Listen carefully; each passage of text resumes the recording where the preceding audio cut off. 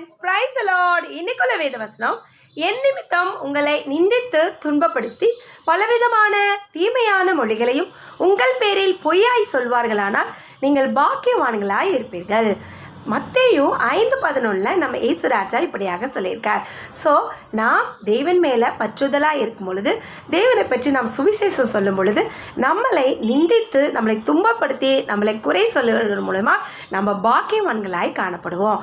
So நம்மளை யாரெல்லாம் குறை சொல்கிறாங்களோ, யாரெல்லாம் நிந்திக்கிறாங்களோ, யாரெல்லாம் நம்மளை தூசிக்கிறார்களோ, அவமானப்படுத்துகிறார்களோ, எல்லார் மூலியமாக நம்ம பாக்கியவான்களாய் காணப்படுவோம்.